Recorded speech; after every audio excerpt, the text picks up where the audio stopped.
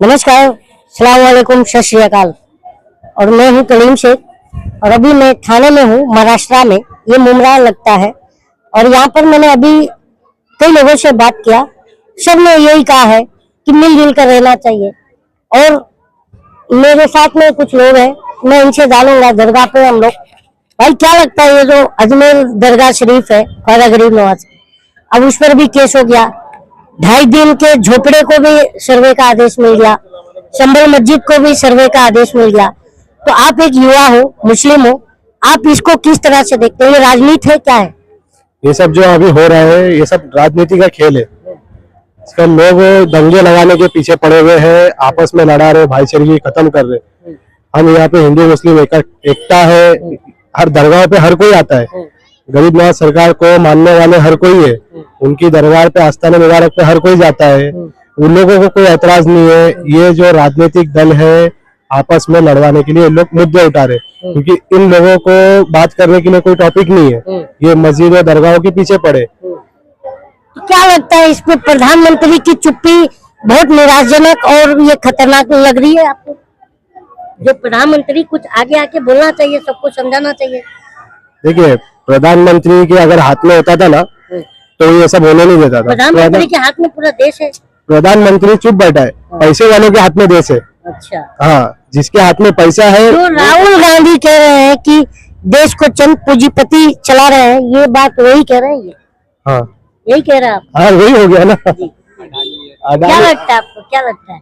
बोलो ना भाई। हाँ, क्या लगता है ये जो गलत हो रहा है? ये गलत नहीं, एक माहौल बना रहे हैं। 1991 का एक एक्ट है, प्लेसेस ऑफ वर्शिप, जो 1947 आजादी के बाद जो भी धर्मस्थल है ये यथास्थिति में रखना है, उसे छेड़ना नहीं है। फिर भी ये कोर्ट के जो निचली अदालतें हैं ये सर्वे एक्सेप्ट कर रही है कोई भी याचिका। इसको आप कैसे देखते हैं? ये एक्चुअली ये सब ये जो पब्लिक का ध्यान है ना, जो महंगाई बढ़ गई है, ये सब ये दरगाह जो धार्मिक स्थान को लेके ना पब्लिक का ध्यान डिवाइड कर रहे हैं लोग।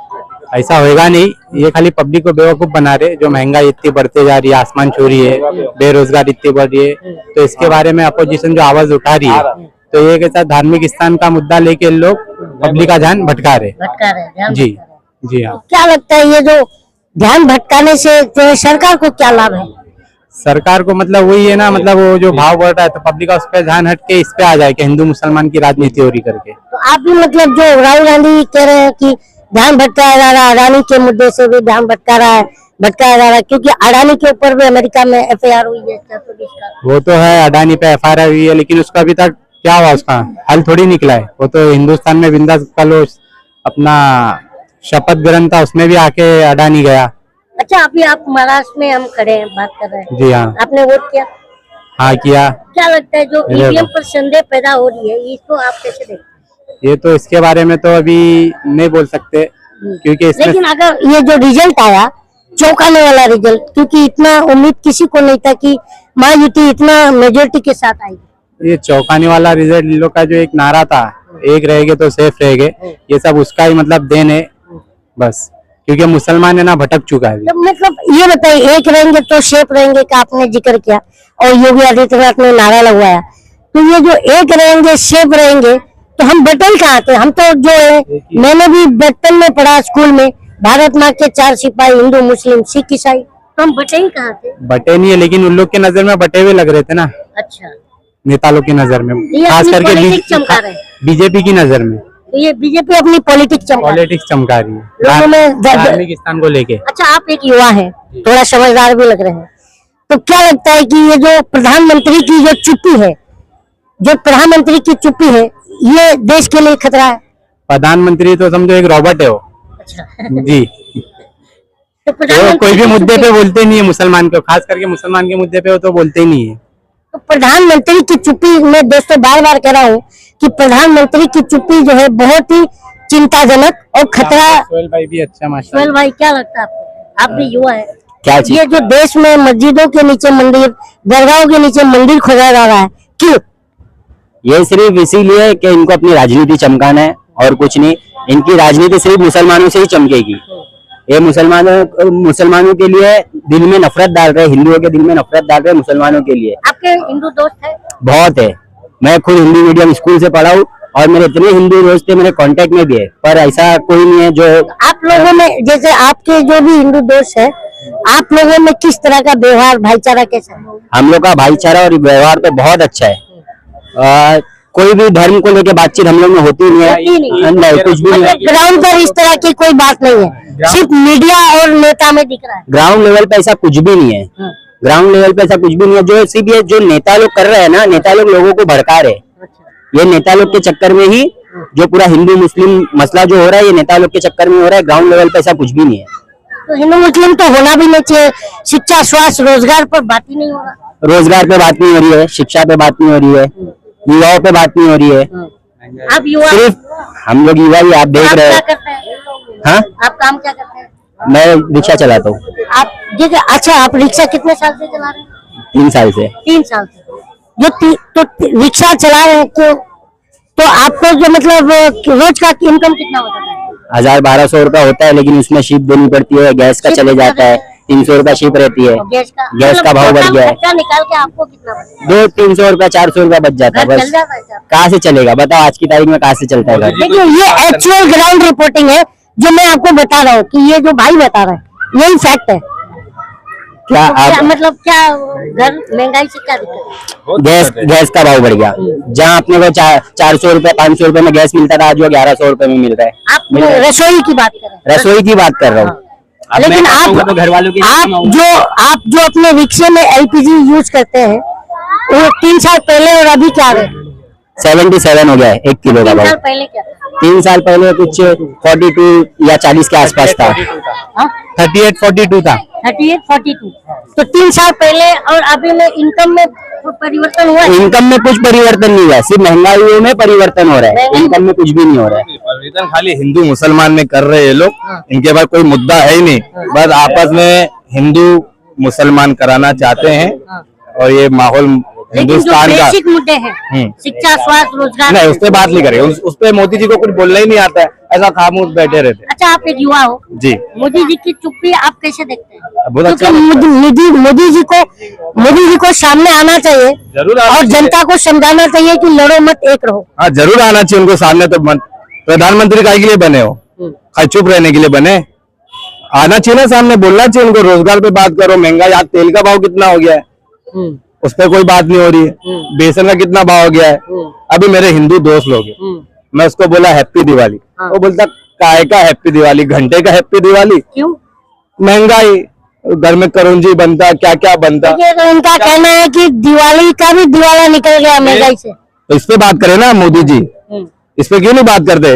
मस्जिद के नीचे शिवलिंग है, ये है 800 साल पुरानी दरबार आप है। मानते हैं क्या कि मस्जिद के नीचे ही मतलब ये ढूंढना जाना मंदिर, ये मुद्दा है, या शिक्षा, स्वास्थ्य, रोजगार, बढ़ती महंगाई, ये मुद्दा?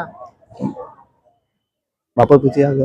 जैसे देश में मुद्दा मंदिर, मस्जिद के नीचे मंदिर ढूंढना, दरगाहों के नीचे मंदिर ढूंढना, ये मुद्दा है, या महंगाई, शिक्षा, स्वास्थ्य, रोजगार मुद्दा होना चाहिए? मुद्दा तो महंगाई होना चाहिए, स्वास्थ्य, शिक्षा जो है वो होना चाहिए ना।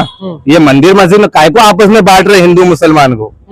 आज भारत में हिंदू भी है, मुसलमान भी, हर किस्म के जाति लोग है ना, आप भी मानते होंगे। तो क्यों बांट रहे? लेकिन जहाँ पे हिंदू है वहाँ हिंदू भी है, इधर मुसलमान है, मुसलमान भी है, आपस में भाईचारा है, हर चीज है। तो महंगाई पे बात करो आप अच्छा, प्रधान आपके दोस्त है नॉन मुस्लिम? अब है ना, मैं वही तो बोला उसको, मैं बोला हैप्पी दिवाली, तो बोलता घंटे का हैप्पी दिवाली। आप लोग में भाईचारा कैसे? बहुत अच्छा है, मिलते हो? हाँ मिलते हैं, डेली मिलते हैं, साथ में चाय पानी खाना, ढाबे पे जाना। तो ग्राउंड में ये सब नहीं है, ग्राउंड पर नहीं है, कुछ नहीं है सब, खाली टीवी मीडिया में। खाली ये मोदी साहब, ये जितनी बीजेपी क्या सरकार। सर, आप मीडिया को कैसे देखते हैं? मैं तो वो जो मेन स्ट्रीम मीडिया है, जो हमारा जो जनता का बेसिक मुद्दा है, वो गायब कर रही है, कैसे देखते हैं आप? कुछ मीडिया भी बिकी हुई है, बिकी हुई है, बिकी हुई है, वो तो बिकी हुई है ना। बिकी हुई है। फिर बड़े बड़े जो न्यूज है वो सब मोदी जी के ही है। मोदी मीडिया, मोदी मीडिया, हाँ? गोदी मीडिया। मोदी मीडिया। देखो 800 साल पुराना दरबार है ख्वाजा का, और कुर्सी पे कोई भी बैठे, खाजा तो मेरा राजा। हाँ ये मेरे उस्ताद का कलाम है। तो ये देखिए, जिन लोग को ये नहीं मालूम 2 महीने पहले क्या हुआ होगा, वो 800 साल पुरानी दरगाह के नीचे मंदिर ढूंढ रहे हैं। देखिए ये बात मैंने बहुत पहले उठाई थी कि पुलवामा में 300 किलो आरडीएक्स कहाँ से आया, ये आज तक पता नहीं लग पाया। लेकिन 800 साल पुरानी बातें दरगाह के नीचे क्या है वो जरूर उनको पता है। तो भी थोड़ा लो जो है क्या है भाई, आप कैसे हैं? अल्हम्दुलिल्लाह भाई। अच्छा, क्या लगता है आपको कि ये जो देश में जो एक्चुअल मुद्दे हैं वो मुद्दे नहीं उठ पा रहे हैं और जो पाषाण काल में हमें ले जाया जा रहा है? देखो, देश जो है ना ऐसे मुक्के बहरे अंधे लोग चला रहे आज की तारीख में। ये सरकार कोई देश चलाने लायक सरकार है ही नहीं, ये सिर्फ एक ईवीएम चोर सरकार है। ये लोग ईवीएम चोरी के बदले ही सरकार बनाने में माहिर है, ये पूरा देश जानता है। अगर ऐसा नहीं होता तो जो मार्केटवाड़ी में अभी जो बैलेट पेपर पे लोग इलेक्शन लड़ा रहे थे, तो अगर इतना ही ये लोग काबिल है, इनको जब भरोसा है कि जनता इनको पसंद करती है, तो इन्होंने वो इलेक्शन क्यों रुकवाया? वो गांव पता है आपको, मार्केटवाड़ी का सीन पता है? तो लोग वहाँ पर जो है कर्फ्यू लगा दिया, पूरा गांव अगेंस्ट है कि वो बोलते हमने बीजेपी की सरकार के लिए वोट ही नहीं किया, तो वो कैंडिडेट जीतकर आया कैसे? तो पूरा गांव एकजुट होकर वो बैलेट पेपर पर इलेक्शन से करवा रहे थे। आपसे एक बात ये जानना चाहेंगे, आपने बैलेट पेपर का मुद्दा उठाया, तो विपक्ष इस पर खामोश क्यों है? विपक्ष खामोश कहाँ है? विपक्ष ने कई बार ये चीज पे मुद्दा उठाया है कि विपक्ष को रोड बनाना चाहिए, ईवीएम पे बंद करवाओ, बैलेट पेपर पे वोटिंग करवाओ। वो चीज की तो सुनवाई होती नहीं है। अदानी को अरेस्ट क्यों नहीं करवा रहे हो मोदी जी? क्यों? क्योंकि उनकी गोद में पला हुआ है, उनके बदले तो उनकी सरकार चल रही है। अदानी को अरेस्ट करवाओ, अगर इतने ही तुम लोग ये सब चीजों में माहिर हो। आपको अगर अदानी अरेस्ट होते हैं तो प्रधानमंत्री तक भी जांच आ गई। अदानी अरेस्ट हो ही नहीं हो सकता, क्योंकि ये सरकार निकम्मी है। ये हाँ, ये निकम्मी सरकार है। अगर सरकार एक आरोपी को अरेस्ट नहीं करवा सकती है, तो गरीबों को, मुस्लिमों को क्यों सता रहे हो? अगर कोई मुसलमान अगर होता ना उसकी जगह पे, तो अब तक वो अरेस्ट हो चुका था। गरीबी की बात, 3-4 और कलम लग जाते ऐड होकर, समझे? अगर वो अदानी की जगह कोई मुस्लिम शख्स होता तो। आप गरीबी की बात कर रहे हैं, तो भारत में गरीबी तो कहीं है नहीं। नहीं, विश्व की 5वीं अर्थव्यवस्था है। नहीं, जब से मोदी सरकार आई है यहाँ तो दूध की नदियां बह रही है। तो आपने न्यूज में देखा होगा कि आप सवाल सुनिए कि विश्व की हम 5वीं अर्थव्यवस्था है। क्या विश्व की, दुनिया की इस समय हम 5वीं आज अर्थव्यवस्था। की तारीख में जीडीपी कहाँ गिरा है पता है तुम्हारे को? 5.4 5.4, और अप्रैल में कहाँ पर था? 5.7 5.7 में था, 7.8 पे था, अब गिरकर वो 5.4 पे हो गई है। तो प्रधानमंत्री इस मुद्दे पर बात करे तो बेहतर होगा। अच्छा, या तो उनको याद नहीं होगा तो आपके माध्यम से उनको याद दिलाया जाए कि जीडीपी पे ध्यान दीजिए, ये दरगाह, मस्जिद, मंदिर करना बंद कर दीजिए। तो आप जीडीपी की बात कर रहे हैं, लेकिन बीजेपी वाले जीडीपी का मतलब उल्टा समझ गए, गैस, डीजल, पेट्रोल। हाँ, यही तो बात है ना, यही तो बात है। इसलिए तो जीडीपी गिर गई है ना इतनी। वो डेवलपमेंट पे काम नहीं बोलना, उनका काम है सिर्फ राजकारण। उनकी रोजी रोटी बस हिंदू मुसलमान पे ही चल रही है, जबकि ना कोई हिंदू चाहता है ये चीज, ना कोई मुसलमान चाहता है। जो कुछ अंधभक्त है, जो व्हाट्सएप यूनिवर्सिटी के जो शागिर्द है, वो लोग ये चीज को लेकर आगे बढ़ाते हैं। सर, ये महंगाई को कंट्रोल करने की जिम्मेदारी किसकी? कंट्रोल करने की तो सरकार की होती, जहाँ तक मुझे पता है। निकम्मी, मैंने पहले बताया ना आपको, वो सरकार निकम्मी है और इसलिए वो पुलिस को आगे करती है। ये बाबा बागेश्वर की मैं ये स्टोरी इसलिए कर रहा था, ये अब असल मुद्दे पे आता हूँ कि बाबा बागेश्वर ने कहा है कि जो कुंभ में, जो इलाहाबाद में कुंभ लगता है 10 साल में, तो वहां पर एक भी मुसलमानों की दुकान नहीं होनी चाहिए।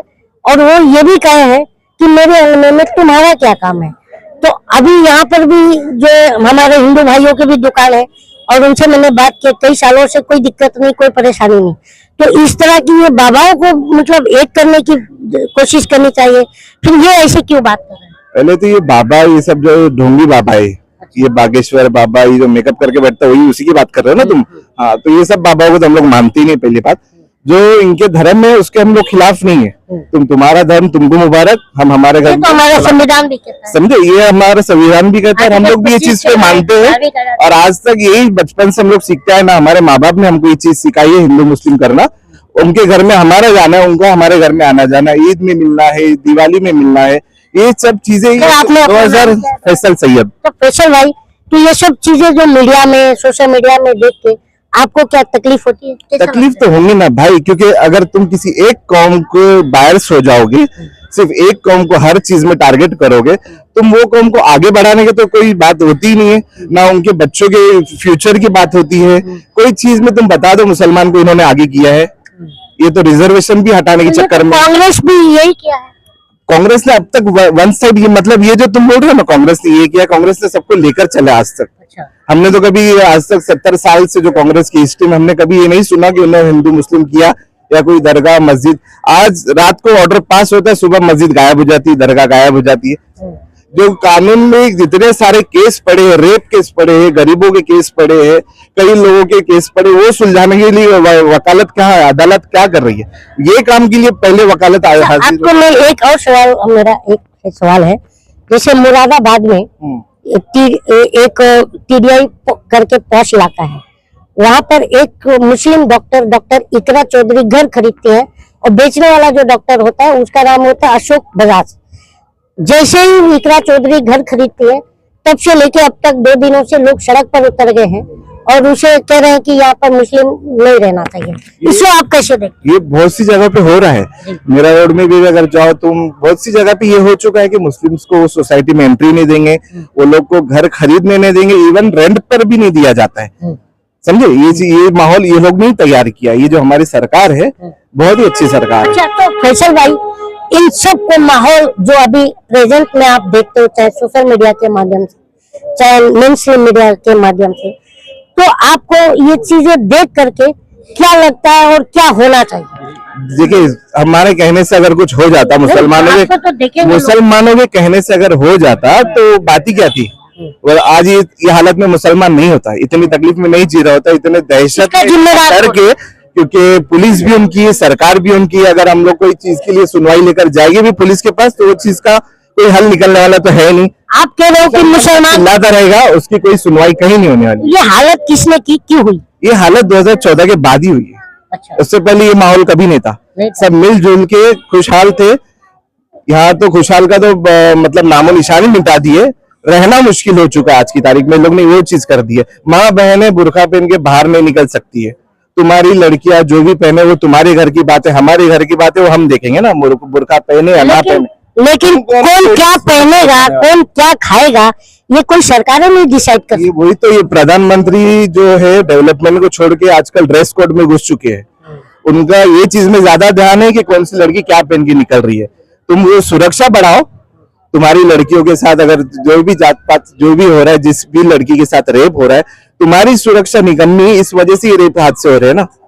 और जहां पर तुम सबसे ज्यादा रेशो देखोगे पूरे हिंदुस्तान में, तो यूपी में सबसे ज्यादा रेशो निकलता रेप केस का। किसकी सरकार है यूपी में? योगी। तो वो क्या कर रही होगी? योगी को बोलो बस रेलवे स्टेशन के नेम बदलने के लिए, उसमें माहिर है, बुलडोजर चलाने के लिए, और रेलवे स्टेशन के नाम बदलने में वो माहिर है। उसके अलावा उससे कोई काम नहीं होता। बुलडोजर की तो अभी सुप्रीम कोर्ट ने बंद कर दिया है। वो तो सुप्रीम कोर्ट बंद करेगी, कल फिर वापस सुप्रीम कोर्ट अलाउ कर देगी, क्योंकि सरकार उनकी है, अदालत वो चला रहे हैं। कानून नाम की कोई चीज नहीं देगी इंडिया में। हिंदुस्तान में कानून खत्म हो चुका है, जो सरकार है वही चलाएगी, वही होगा, ऐसा हो चुका है।